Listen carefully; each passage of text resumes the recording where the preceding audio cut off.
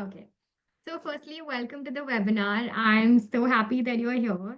So, my topic today is From Curious to Confident, Unlocking a Successful Career in Interior Design. And honestly, this is possible whether you have experience or you don't before, because I'm going to show you exactly how you can do this. So, to get clarity on if you want to be an interior designer or not, now this is a big question people have, right? Because you're not sure if you are creative enough or even if you have the ability and the skills to do it. So, the first question I'm going to ask you, which you kind of answered for me, is who are you? So, you mentioned you're a civil engineer. And where are you from? You said Chennai, right? Yes. Now, why are you here? Let me ask you certain questions about yourself. You want to get clarity. You want to get the self confidence to start it on your own. And of course, you want to save all that time and get all the shortcuts to do it quickly. Am I right? Definitely, you are very right. Actually, I want some confidence and some time-saving methods to design something in interior design. Okay, perfect. Because that's exactly what you're going to get from this. So now, I'm sure these questions have been going on in your head. Should I become an interior designer? None of my friends and family members are in this background. Will I be able to learn the skills? I don't know much about the materials and rates. Will I learn enough? And will I earn enough from this? I don't have the past experience. Will I have to do really long courses? Are these questions that actually resonate with you? This webinar is for you if you're feeling stuck and confused, or you're just self doubting yourself, but you actually have the skills, or you just want to turn your passion into a career. Well, all that I ask for you is to be alert, be in the right mindset, maybe just have a notepad so you can keep a few notes with you. And one very important thing, knowing and not doing is not knowing. So be an action taker. And today, that you've been part of this webinar, it just shows that you already are an action taker. So thank you so much for coming in. And a little bit about me, my goal is to help at least 10,000 people start their journey and thrive. Now, the first thing a lot of people don't understand the difference is what is the difference between an architect, designer, and stylist. Because if you want to be a designer, you should understand the difference between these. So, I'm going to give you a quick difference between them. So, an architect is someone who designs the overall structure of the building, the layout and the exterior structure. It makes sure that it's safe and functional, and you obviously have to meet the codes of the building and make it look amazing. They collaborate with engineers and contractors to bring the design to life. An interior designer, however, the interior designer actually plans the space. We focus more on the internal, on the inside of the building. So the idea is to make it beautiful and functional at the same time. Now there are several things that go into this, which includes choosing the materials, the colors, and the layouts, because space planning and correct layouts is so important to make the space absolutely comfortable. So now to design this, you have interior layouts, you have your furniture, you have your decors, and most importantly, the materials finishes, because that can completely change the game. Now, what is an interior stylist? So a stylist is a specialist that's come out from the field of interior designing. So you must have heard of interior designers where they also do a styling part of it, or they may hire a separate stylist for it. So what is the role of a stylist? Basically, if you just want to decorate and add those finishing touches to your space, or if you want to add some aesthetics to the space and make it look stylish, that's where a stylist comes in. You can do this after the designing part of the project is done. You can do this in form of, let's say, furniture, decor, accessories. Like for example, you can add cushions, you can change the upholstery by changing the curtains, and so many ways. I'm going to be sharing all the juicy secrets, the surprising challenges, and also the amazing of rewards that you get to become an interior designer. So, interior designing is not only good, it's got its bad, and it's also got its awesome. So, I'm going to share a quick life experience of my journey of becoming an interior designer, because of the obstacles that I faced actually got me the triumphs that I got. So, if you see on the left, this is a 4,000 square feet office that we have designed. And on the right, believe it or not, this was the first ever project that I ever designed. So now you must be wondering, how do you land projects? Well, hearing this story is really going to help you and give you some inspiration. So I remember I was working with a couple of firms and I really wanted to start my own company, but I was really scared. So suddenly a friend of mine calls me up and she's like, "Hey, can you help me design a space?" So I'm curious, excited, and nervous at the same time. So at 10 in the night, I literally go to this place, and as you can see, the images on the top three, those are the actual space how it looks. It was literally a triangular 150 square foot space, and it was a broken toilet. And she's like, "I want to convert this into a cafe." Now, I looked really confused as to how I was going to do this and if these are the kind of projects I'm going to land if I want to be a designer. So I was a little unsure at first if I should take it up or not. But then I did some brainstorming and I'm like, you know what? There's no harm in doing this. So I actually took a simple call at night and I went and I put my heart and soul into designing it. And I actually created a very cute cafe, as you can see below. It was literally a 150 square foot, that also not a square, but a triangular spaced object. So imagine if I could convert something that small into this pretty, when bigger projects would come my way, I knew I could create wonders. And a big thing about the payments, right? What happens is that usually people think that when you're getting your first project, that you want to just earn and become a millionaire the next day. Well, let's be realistic. It's about gaining the profitability and gaining the experience first and then gaining the profitability, right? Because what happens is now you won't believe it for this particular project, I literally charged nothing. Everyone around me thought I was being stupid and silly. But trust me, doing this one project helped me post this on my social media, post this in all my WhatsApp groups. And because of this one project, I can tell you I got at least 10 more projects within a span of like 2 months. So sometimes taking that opportunity that comes your way can create your first very big project. Your entire intention, though, should not be for gaining profit. It should be about beautifying the space and using your creativity to make it absolutely awesome. Another quick story I'm going to tell you. If you see on the left, I'm going to play a quick video. I hope you can see the video.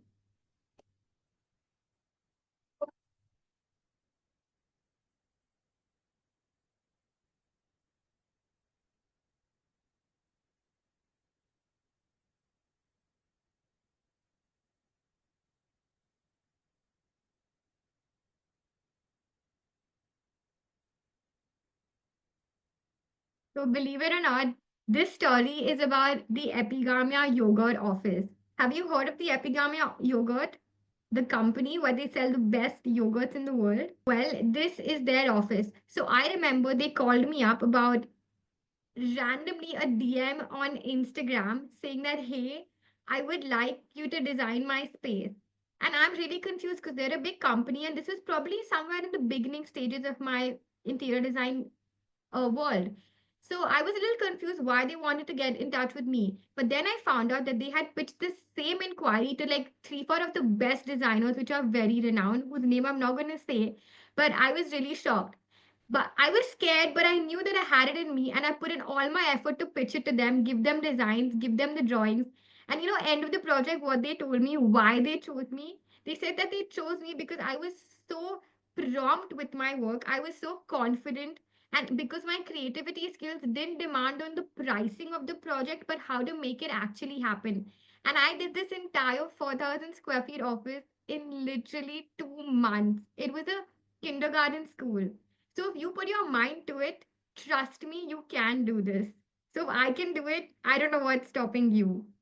So I hope this was a little inspirational for you. I'm going to help you understand by the end of this webinar is confidently pursue a career in interior design. You're going to be equipped with all the knowledge, the skills, inspiration, and soon you can turn your passion into a complete reality. Yes, it's absolutely possible, so stop overthinking. You're in the right place. If you're struggling with uncertainty, if you're feeling overwhelmed, if you're lacking the clarity, but at the same time you have a positive attitude and you're desiring that clarity, you want to learn this knowledge, you're also in the right place. If you're frustrated and you're feeling stuck, you're unsure if this passion is even right for you, should you waste all those hours and times in going to the college and learning the course if you're not even sure if you want to do this?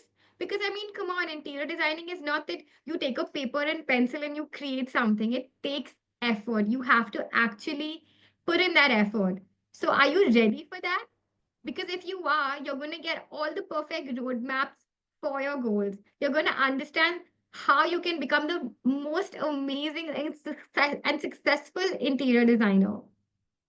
You're definitely in the right place. If you're worried about making the mistakes, or you're lacking the confidence in your skills, or you're fearing how to even start, you want to overcome those self-doubts, well, you're perfectly in the right place for that. And last but not the least, you're definitely in the right place if you've thought about pursuing your career in interior design, but you're held back by the nagging fear that I don't know if I'm good enough or if I'm talented enough to make it in this industry.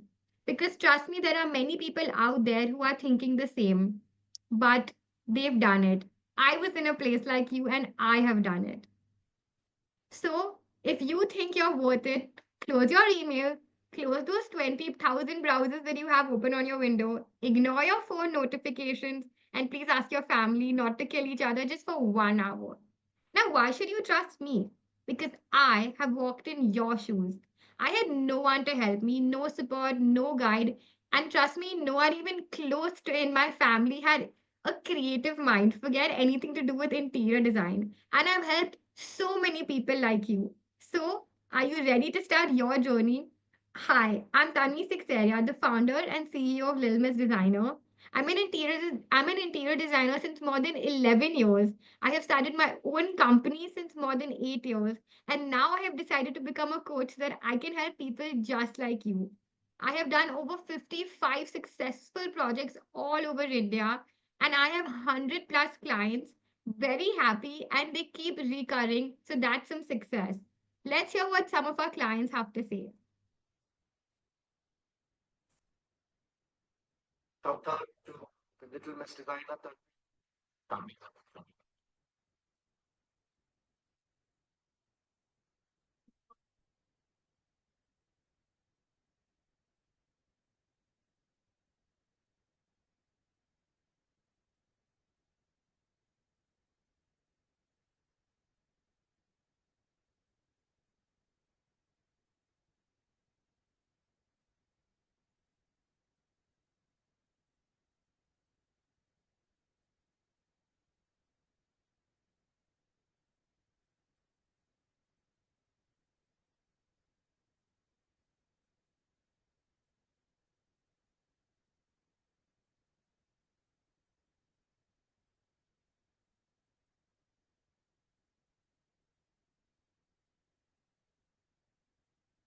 So you don't have to hear it from me, you can hear it from them. And you want to know the secret of how you can actually hear that from your client too?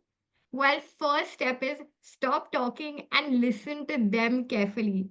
Have you had that experience when you're calling up someone and you just go on talking blah blah blah blah blah? Well, at least listen to the person, because half of the secret is understanding what they want. If you understand what they want, you can actually cater to their requirements, because this is a small mistake we all make even as human beings. So let's start with trying to listen to our client and understanding their needs. And second thing is, if you go wrong with the costings, like for example, if you've given them a certain budget and it's going a little higher, well, stop being scared and trying to cover up by lying. Be transparent and be honest. This is one of the main factors that has got me my recurring clients. Trust me on this. I cannot emphasize how important this one thing can get you so much more business. And of course, communicate and keep updating them. If there are any delays in your project, stop trying to hide it. Being honest is one of the best ways to communicate. They are also humans, they're going to understand you.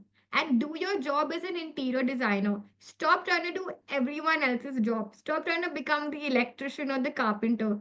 Do your job as a designer and let the others do what they are good at. And my journey has been absolutely interesting because I studied for 2 years in Rachna Sansad, and then I did a 3 years in Jain just to get a degree, because back then we didn't have degrees in interior design. And then I actually worked with a smaller firm, 2 years in Talati Pantki and 1 year with Gauri Design Studio. And now it's been more than 8 years since I started my own firm. And do you know why I named my firm Little Miss Designer? It's because when people look at me, they're like, "You're so little, what are you going to do?" Well, I can look little, but trust me, I have crazy ideas. And once I put my mind to doing something, I can. So you are like that too. Because if I can do it, So can you. What's stopping you? Now, let's ace your role as a designer and delegate the rest of the other work. So let's not waste time and let's be smart. Are you ready to visualize? Can you see this beautiful white room behind? Now, what are you thinking? Are you thinking of things around it? What is the first thing that you're thinking? Comment below and quickly tell me what are the thoughts coming into your mind when you are seeing this white, beautiful room. White walls, white ceiling, white flooring. Come on, let's talk a little bit about your dream room. Wall art. Okay, interesting. Anyone else? Having a spacious living room neatly designed with a sofa. Oh, that's a good idea. Wow, you're getting an aquarium. So we have a animal lover over here. Interesting. If you are seeing things like, let's say, you're seeing a sofa, you're seeing a table, you're seeing a light, you're seeing a beautiful wallpaper on the wall, well, you're already starting to see a little designer in you. Come on, I'm sure you thought of some of these things. So now, what is the way to become a successful interior designer? Now that you know you want to, what is it? You need to feel motivated to pursue your dreams. You need to say, yes, interior designing is for me. You need to use your strengths. We all have weaknesses, we all have strengths. So focus on your strengths and work on your weaknesses and use this roadmap, which I'm going to share with you, to become a designer. Use your potential career paths and specialize in interior designing. Understand how to apply these in the real world scenario. Don't just go with the bookish knowledge. You know, when you go for courses and you just keep reading and reading and reading, you don't really learn as much. When you practically execute and try it, that's when the real learning comes. Be inspired, overcome your fears, and achieve your goals. Be motivated, take the action, because pursue your dream. And the one truth that you will discover when you become an interior designer is that nothing is to do with being artistic or creative by nature, but everything is to do with developing the right skills, the mindset, and the strategies. And I'll show you exactly how to do that. Trust me, if you give me a piece of paper and you ask me to draw lines, I'll probably just draw a human stick figure. So I do not have the knowledge of drawing. You do not have to be very creative by nature. You can adapt those skills. I'm sure you've heard of Kelly Wessler. She's an amazing interior designer. And like her, there are so many interior designers who started with zero natural talent. But they learned the skills, they learned the techniques, and today they have become the rock stars in the industry. If you haven't heard of her, please one day just go check out her work. She is absolutely phenomenal. And the real truths about it, success in interior design is literally 90% skill and 10% natural talent. I didn't know one thing about how to paint a wall or how to make anything, but I learned it all. And the biggest myth buster is you need to be artistic. No, you don't. I have already shared all these secrets with you. So now you must be wondering, okay, I want to be a designer, but how do I get my first project? No one will trust me to give me that space to design because I mean, what if I do something wrong? Or what if I show them that I haven't designed anything yet because I don't have a previous portfolio? How do I even reach out to my client first? Will they think I'm a stalker? Or what if they don't like my designs after I share them with them and they ghost me? Should I make a social media page or should I make a website or will people just randomly reach out to me? How do I even make the portfolio? Are these any questions that have been coming onto your mind? So don't worry because every problem has a solution. Now, let me give you an example. So, if you become an interior designer, these are very common challenges which you will face. For example, you're getting low budget clients. Imagine putting in all that effort, putting all those hours in designing, and then they literally negotiate with you that, oh, we just have this much budget to pay you. Isn't this a problem you've heard so common in interior designing? Well, trust me, I had this problem and I found the perfect solutions to this. So let me give you some. For example, so you can have different package levels.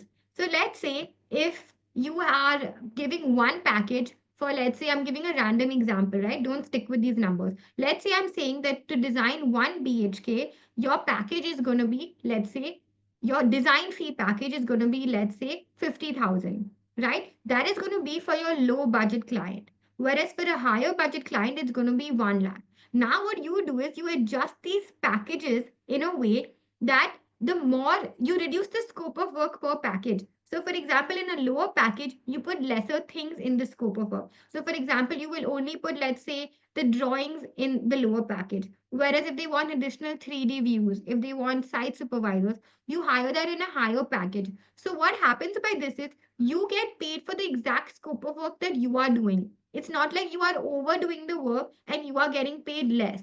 So, what happens with this is the clients actually respect you and your work. They do not just make you keep working and working because that's the job of an intern. You're not an intern, you're an interior designer. You deserve all that money which you get. So, a great hack for this is actually to create packages of different levels. Now, let me give you an example. Let's say if you are buying a product or if you are buying a service for your phone plan, right? Haven't you seen they have a basic plan, a medium plan, and then an expert financial plan? So it's on you to decide how much you want to go. But now imagine if you give them the 3D views, you give them the drawings, you give them all the things, and then you charge, and they ask you to charge you like they ask, and they actually want to pay you so little. It's not going to give you any benefit. It's only going to give them benefit. So a great way is to actually bifurcate what your scope of work is going to be. If you need help with this, you can actually share what you have been sharing currently, and I can help you with that. But this is one small example. A second example is when you actually start a project, you normally hand over a BOQ.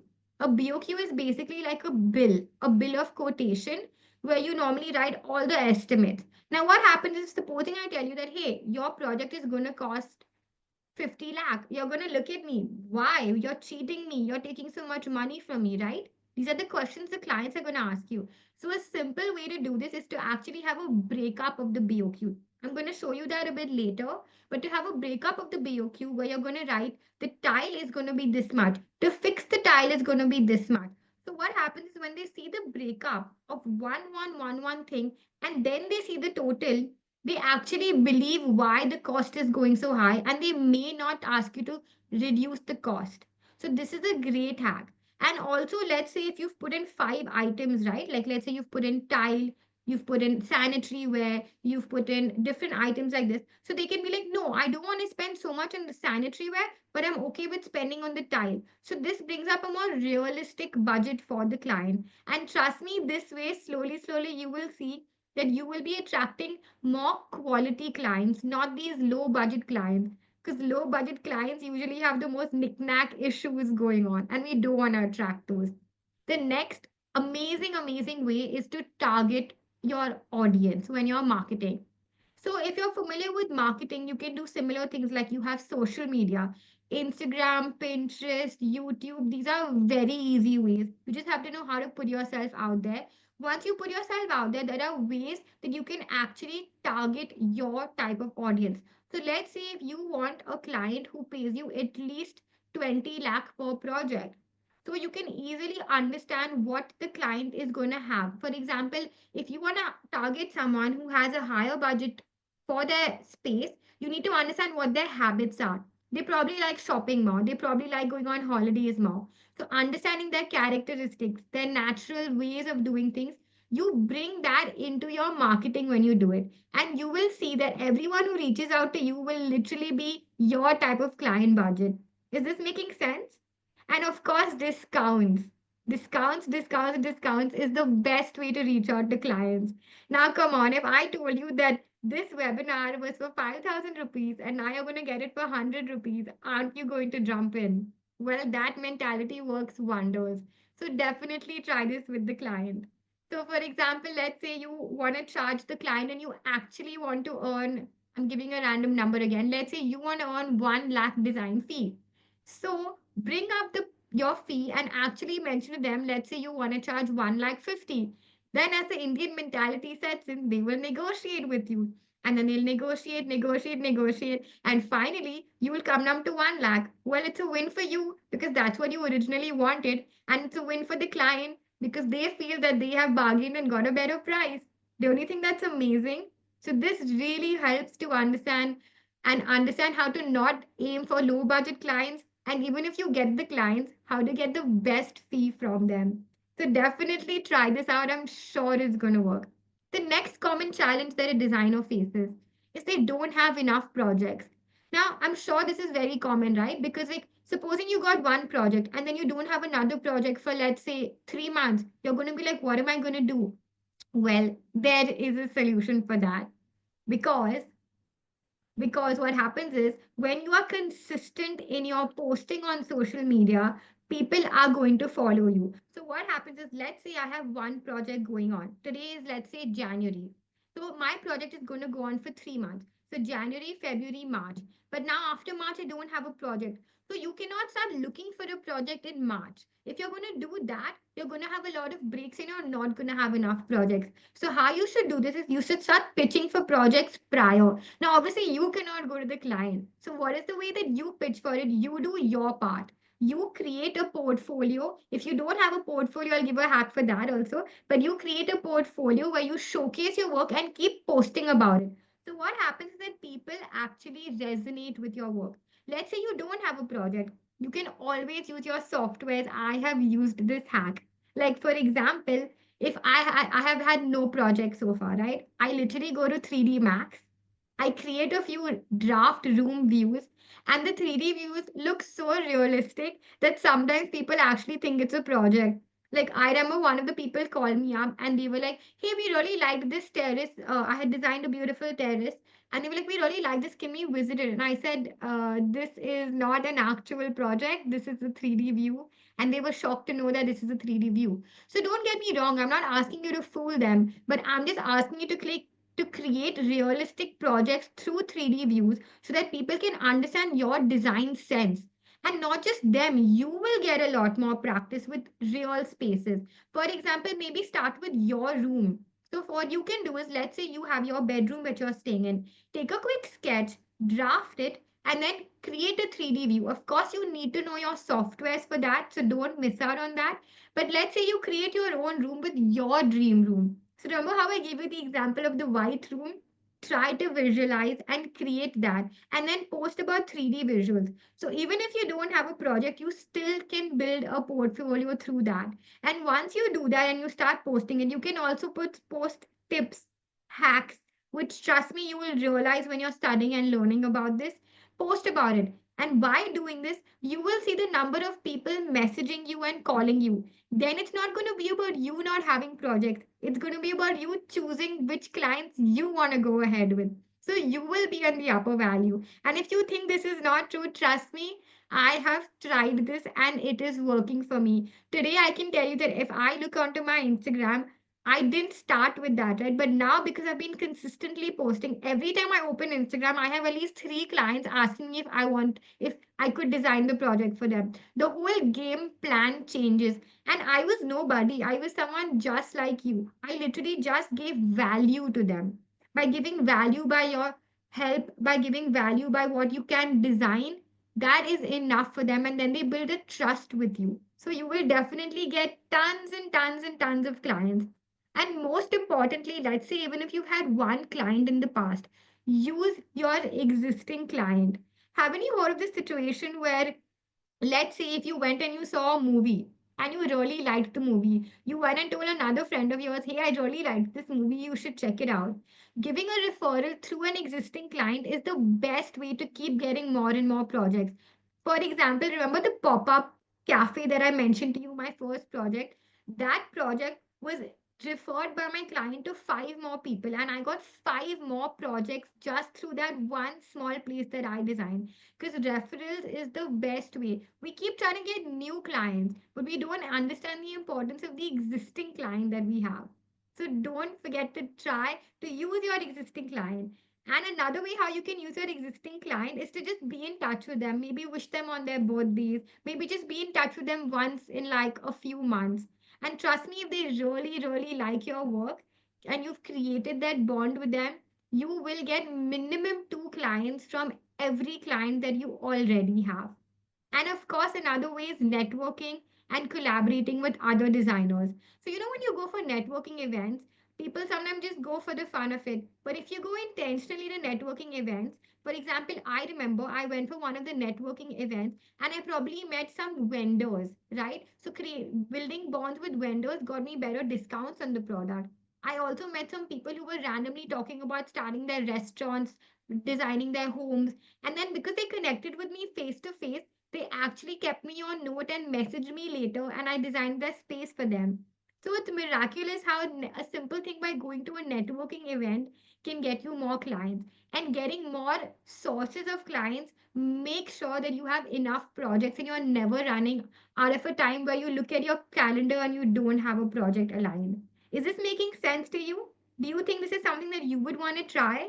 Comment yes, so I know that this is something that you would definitely want to try if you want to become an interior designer.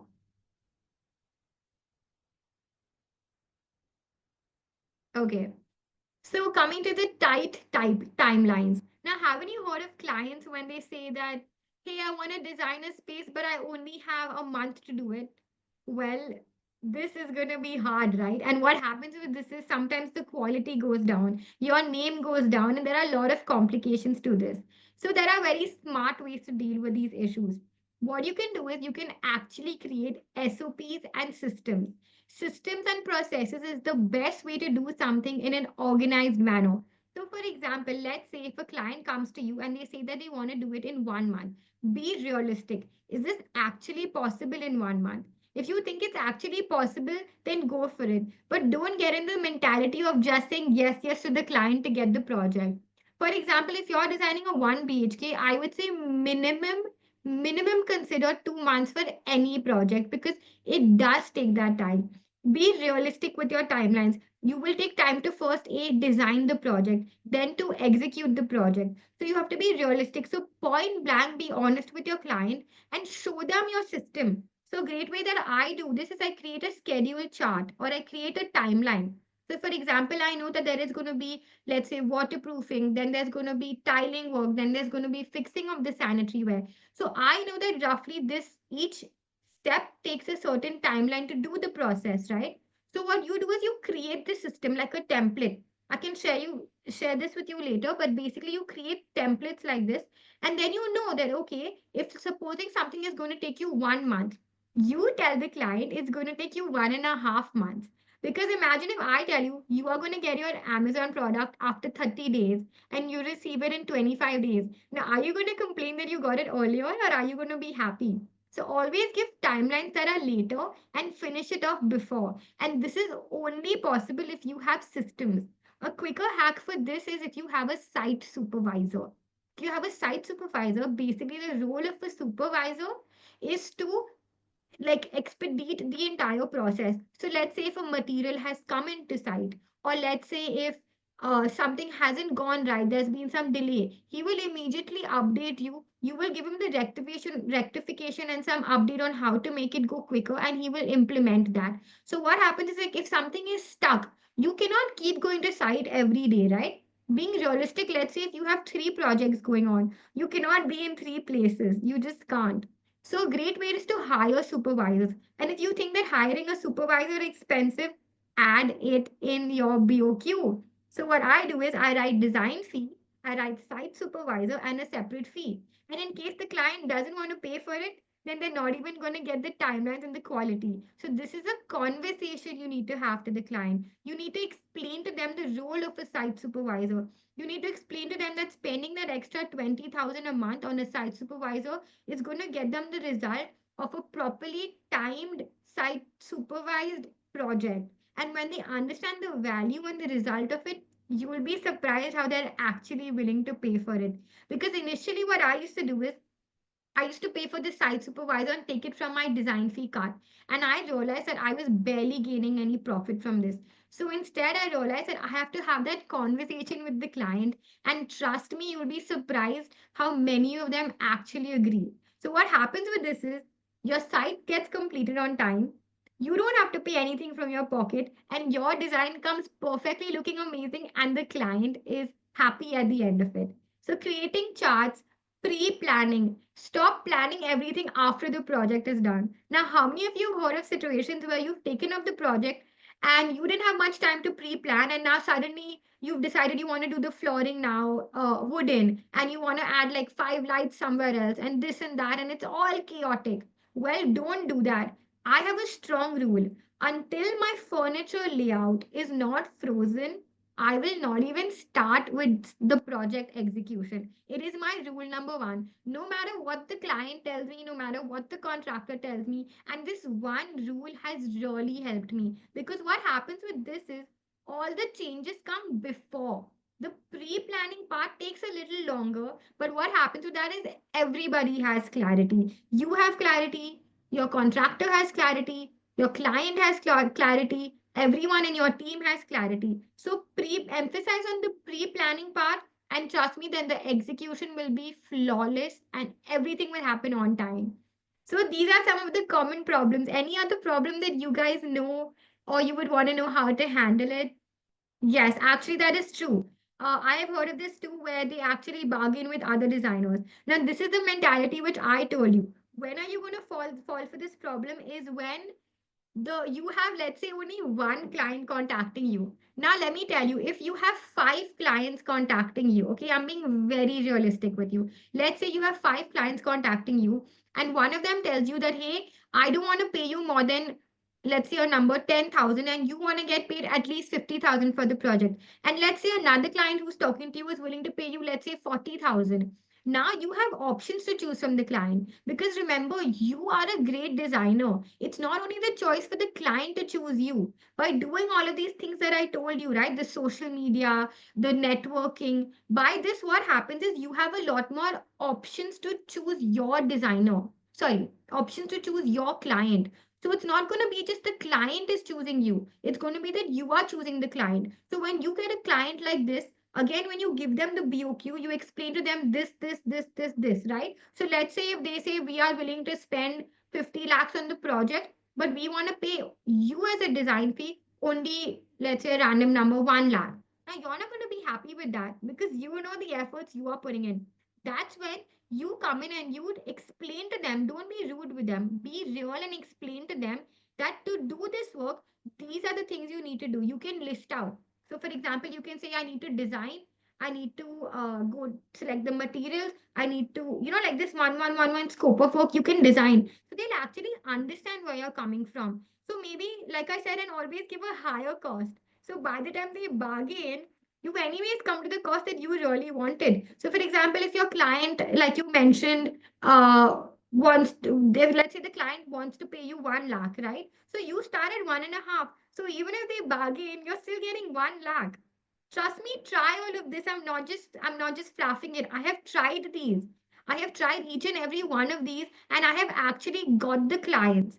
Trust me, once you get one or two of these clients, you automatically attract other clients also with the similar. So trust me, I know that these look like problems, but if you just try each and every one of these, I can guarantee you that you will never have less projects to execute. You will never have low budget clients, and you will always manage your tight timeline, because you're being realistic with yourself, and that's how the client is going to learn from you. Now, another secret about interior design, right?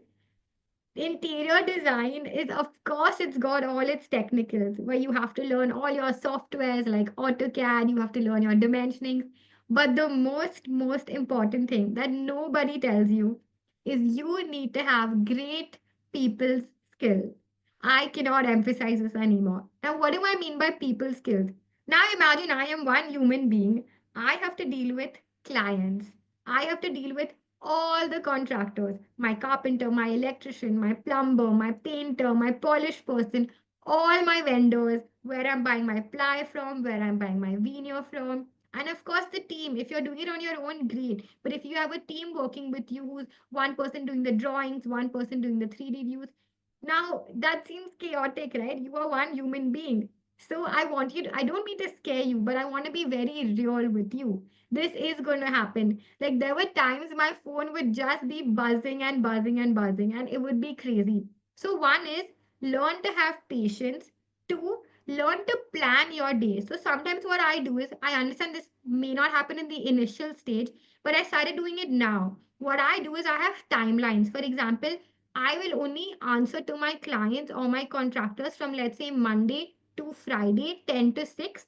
If there is anything urgent, when if the client or somebody has called or messaged me, I will not ignore them. I will simply leave them a message saying, noted, please give me 24 hours till I will revert to you. So what happens with this is you actually get some peace time, because when you get the peace time, you can function better in your working hours.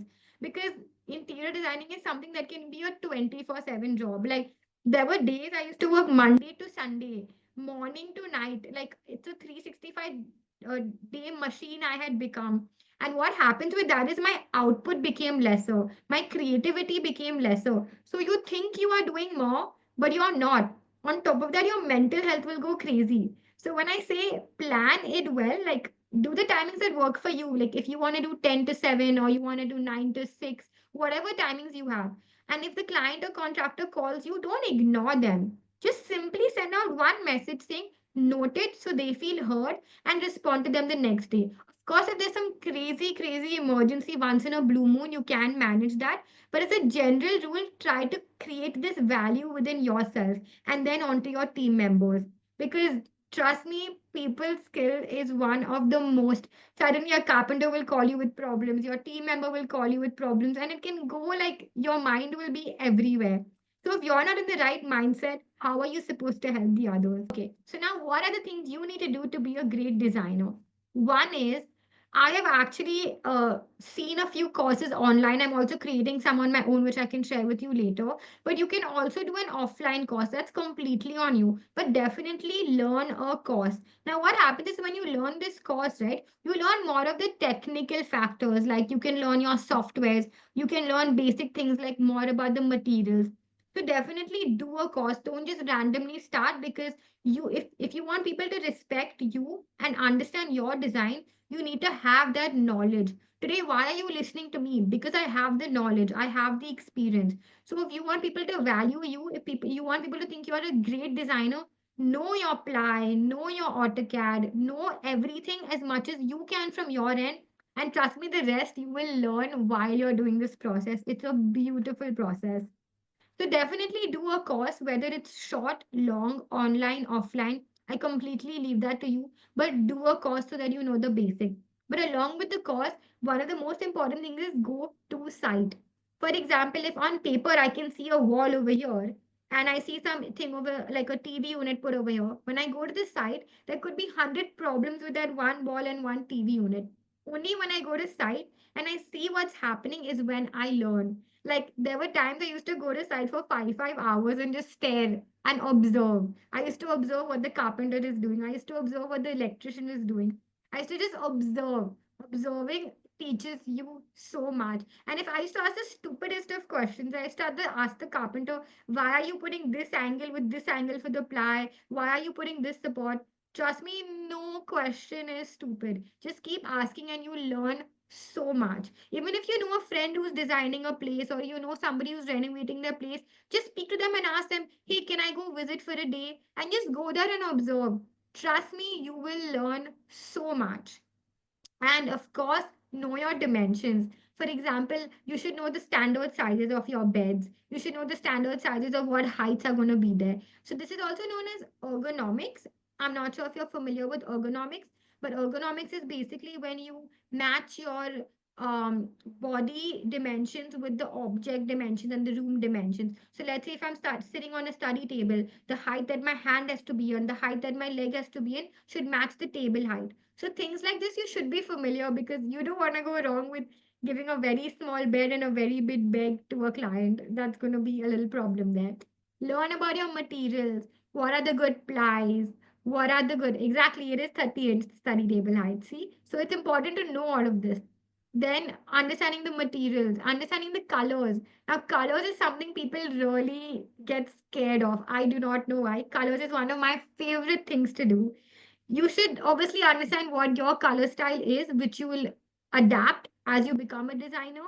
But to know your materials, to know your colors, it's very important. A great way to do this is, for example, if you're in Mumbai or you can go to any city, you can find out online some of the stores. For example, let's say if you want to go to a marble store or you want to go to a light store, just go to the store, see the products that they have, understand the price range of the things, ask them questions. Is this made of glass? What type of glass is it made of? Is it heat resistant? Ask them all the questions that you have within you and learn from that. You will automatically learn so much more about materials. For example, if you go to a ply shop, you can ask them, oh, what grade is this ply? What is the thickness of this ply? What is the lifespan of this ply? All the questions that you have.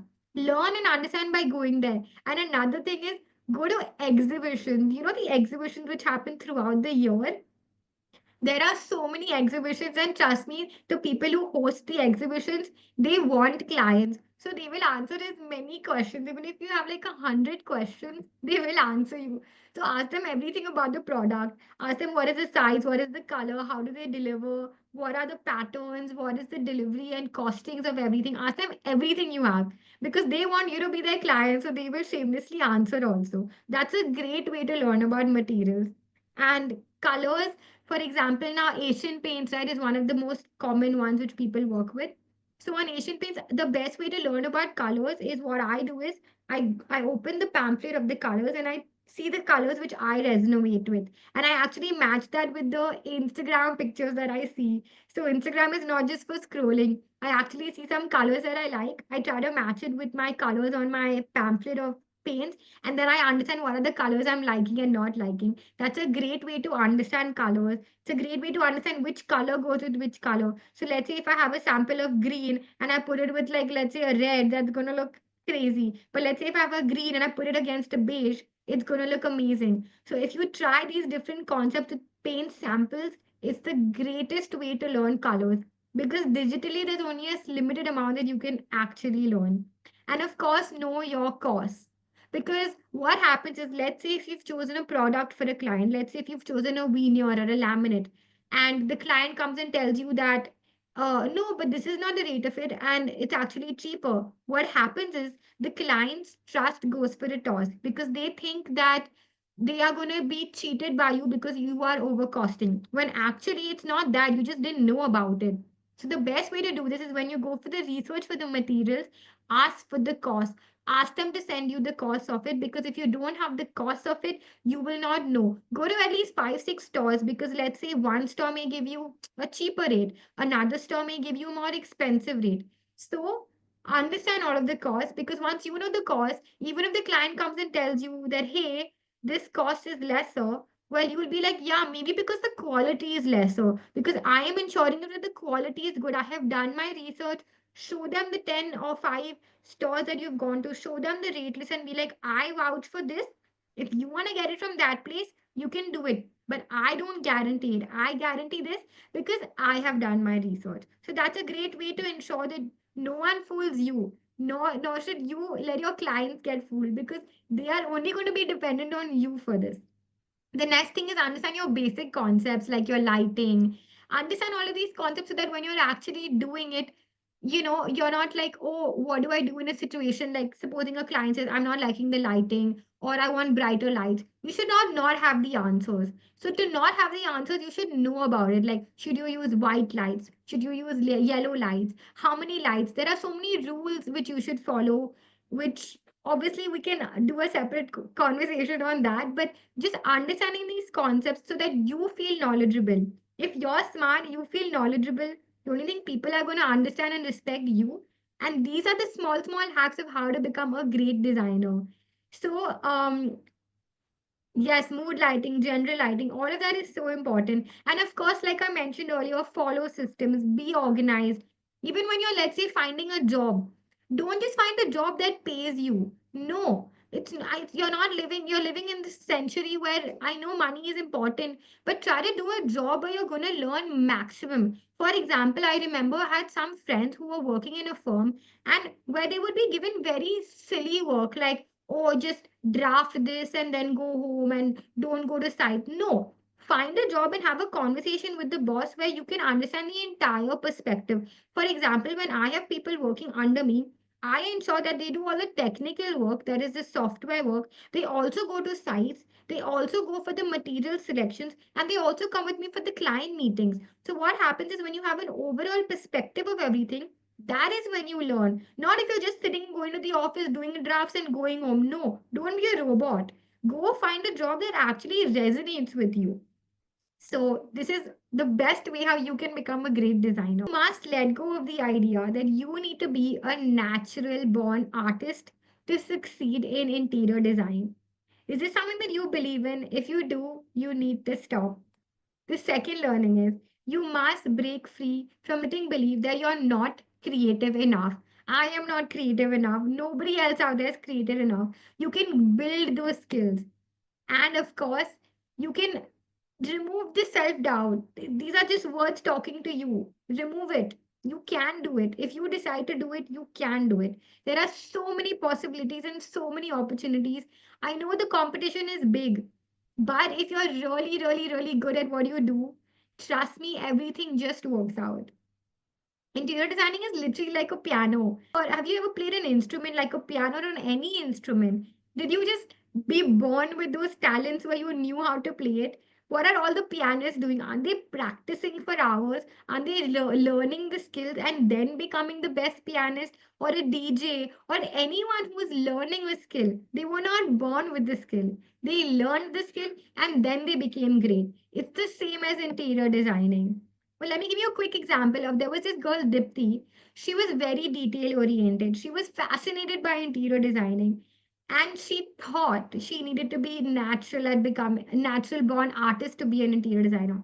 But then after a few conversations, she decided to take a chance. She enrolled for a course. She learned the principles. She learned the color theory, and now she's graduated. She's landed a job at one of the top firms, and she realized that her attention to detail and her organization skills were one of the most valuable assets that she had. And she proved to herself that she could do this. So, can you see yourself in this situation? Have you resonated or felt anything like Deepthi, or do you feel any of these feelings? So, are you willing to set aside just 2 hours a week to do this? To put in all your effort to follow your passion? Are you ready to change yourself from self doubt to success? Are you ready to show how Deepthi proved her skills? You can do it too. Do you want the same results? Can I take a minute to show you how you can do this? And firstly, I wanted to say thank you for coming in today. Thank you because I'm sure you had 100 reasons not to come today, but you showed up on a Saturday afternoon when you had so many other things you could have done. You showed up even when you were busy. So that means you are an action taker, right? You showed up today because you were feeling stuck. You wanted to get over your self doubt. You want to pursue your design skill. You want to create beautiful spaces. Is that right? Is this what you want? You want to turn your passion into something that's a career. Yes, you want to do something that you love. Let's make that happen. Giving you two choices. You can either choose option one, where you can love what you learned today and go back and keep trying error, and figure this out. Or or you can just be like, okay, maybe next year I'll do something better. Or let me help you fast track this process with my personal guidance and help me mentor you. I'm inviting you to turn your curiosity for interior design into your calling. This is the only interior design course that combines freedom with business savvy. And why you should do this, what is its worth? This is going to be the perfect roadmap to become the best interior designer. You're going to learn real world scenario skills, not just what you read in the books. You're going to get clarity to succeed in your career, to pursue your dreams. Now, let me show you what to expect when you get this. It's a guarantee to turn your passion into a profitable career in just a few weeks as long as you are ready. What you learn. So, these are some of the things that I have designed for you. It's going to actually explain to you what is interior designing. No, you think you know it. I'm going to give you the inside secrets of it.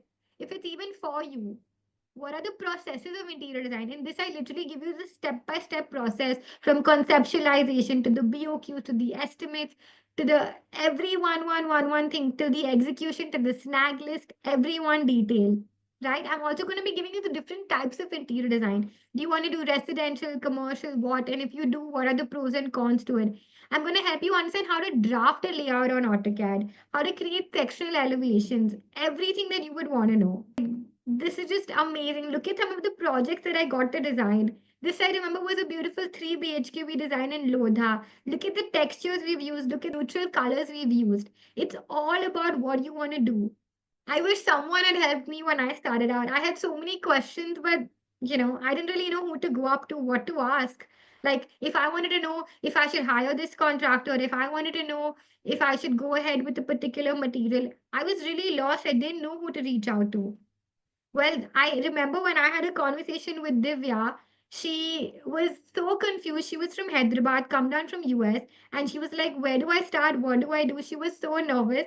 And then we did a couple of classes together online, one by one, and hear what she has to say after we did it.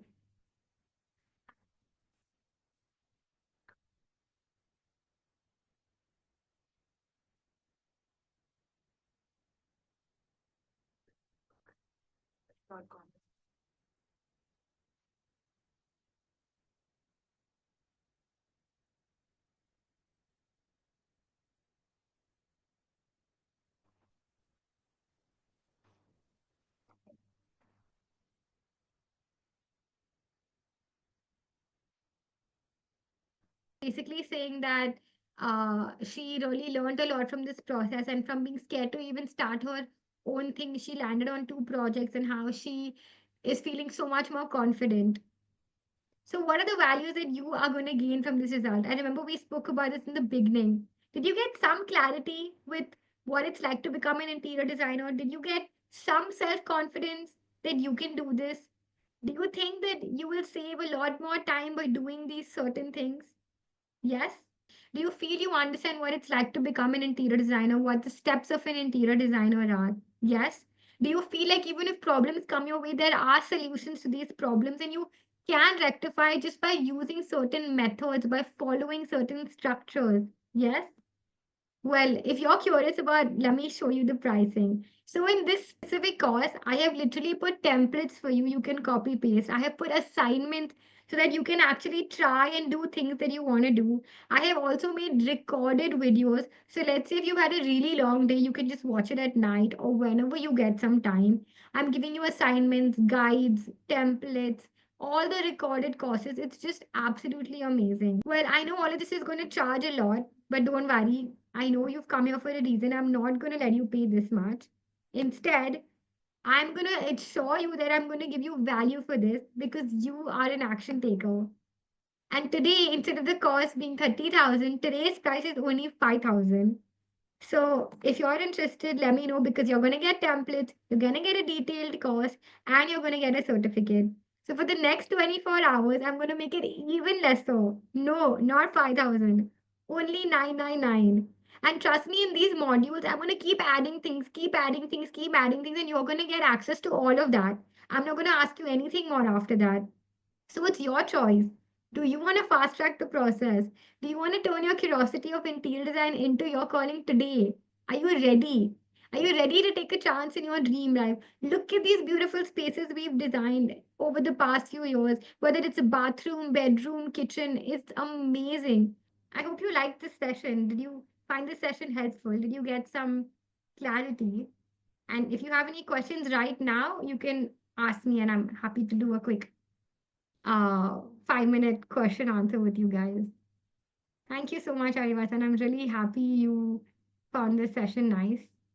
I just love this field so much that I would love to share as much knowledge as I have because I really wish I had this when I was starting off. And I feel now it's so important because people keep blaming other interior designers that, they've not done a great job, but there's no one really out there to mentor them and help them. And I feel like that's very needed in this time. So this is all I want to do. Yeah, you can actually use AI softwares, but I personally believe that designing is all about creativity. So I personally don't use it for all the items. Like for example, when I make my 3D visuals, etc., I feel it should have some human perspective to it. So I recommend using AI only for certain things, like to help you with drafting templates and things like that. I personally don't recommend it for 3D visuals because I feel like, when a client mentions certain detailings to you, AI can only do a certain level. Having your personal touch to it is very, very important. I have personally not used Kuhum, the one you're talking about, but I have used several other AI softwares, and I feel like my 3D designer does a way better job than that. So I would say use AI for other things like creating your presentations, creating templates, things like that, but not so much for um, like doing the actual 3D designs and other softwares. But this is my general understanding of AI softwares because I feel AI is taking the world. Let's let certain things be done by us, and let's let AI do what AI does for other things. So I hope that helps you. Yes, you should give it a shot, Arivasan. If you have been a civil engineer in the past and you feel you have had some knowledge and you like seeing things being built, you like creating spaces for other people, then blindly put your heart into it. Just learn the basic softwares, the features. And even if you want to learn the softwares, I know there are certain people who teach you this online. So if you need that, you can just, I'm going to leave my email address here. You can just shoot me anything that you want to know. And I can send you the links for that. They are very good. And you don't even have to go anywhere. They literally just teach it to you online. I think even they have recorded courses. So learning softwares is important. Thank you so, so much for coming today. I really appreciate it.